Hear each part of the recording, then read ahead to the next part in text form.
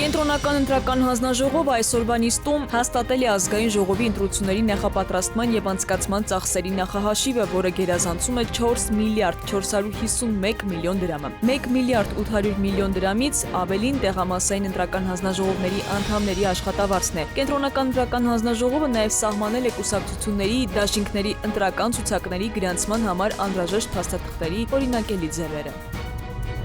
Պարգևավճարները չեն կարող դիտարկվել որպես կոռուպցիա, ասել է Հակակոռուպցիոն կոմիտեի նախագահ Արտուր Նահապետյանը ճեպազրույցում։ Կոռուպցիա հասկացողությունը մենք գնահատում ենք քրեական օրենսգրքի համապատասխան հավելված առաջինով, որտեղ նշված են կոռուպցիոն հանցագործությունների դեպքերը, հոդվածները։ Աշխատողին եւ կառույցը պարգևավճար է տալիս որևէ հոդվածի մեկնաբանման տիրույթում չի կարող դիտարկվել որպես կոռուպցիա, պարզաբանել է նա, ավելացնելով, որ կարգի համաձայն ըստ կատարողականի են բաժանվել պարգևավճարները։ Հետևաբար ըստ նրա այս ամենը իրավական ակտով կարգավորված պրոցես է։ Արտուր Նահապետյանը տեղեկացրել է նաև, որ Հակակոռուպցիոն կոմիտեում պարգևավճարներ եղել են եւ ինքը նույնպես ստացել է։ Առաջիկայում, երբ ներկայացնենք հայտարարագիր, այդ հայտարարագրում գրված կլինեն գումարի չափը, կհայտարարագրեմ, պարզ ու հասանելի կտեսնեք, նշել է նա։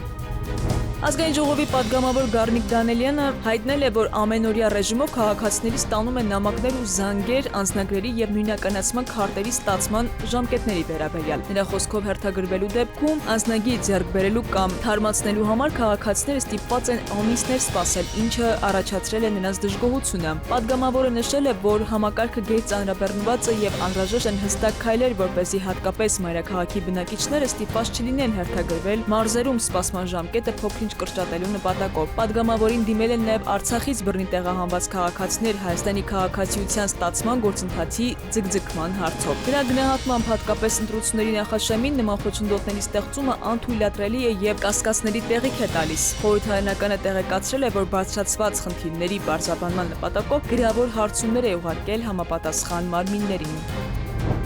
Երևանի համար 143 մսուր մանկապարտեզ ՀՕԱԿ-ի տնօրենի ժամանակավոր պաշտոնակատար Ռուզաննա Դանելյանը վերանշանակումից 1.5 օր անց ձերբակալվել է եւ տեղափոխվել Հակակոռուպցիոն կոմիտե։ Նրան մեղադրանք է առաջադրվել առանձնապես խոշոր չափերի գույքի հափշտակության եւ կաշառք ստանալու համար։ Նա նախկինում ազատվել էր պաշտոնից մանկապարտեզում հայտնաբերված խախտումների, կեղծ հաստիկների, աշխատավարձների եւ երեխաների սննդի յուրացման, ինչպես նաեւ կաշառքի դեպքերի առնչությամբ, նշում են լրատվամիջոցները։ Սակայն դատարանի որոշմամբ վերականգնվել էր աշխատանքում ազատման գործընթացի խախտման հիմքով։ Մանկապարտեզի շուրջ 30 աշխատակից եւ ավելի քան 200 ծնողներ ստորագրահավաք են կազմակերպել, պահանջելով չվերականգնել Դանելյանին։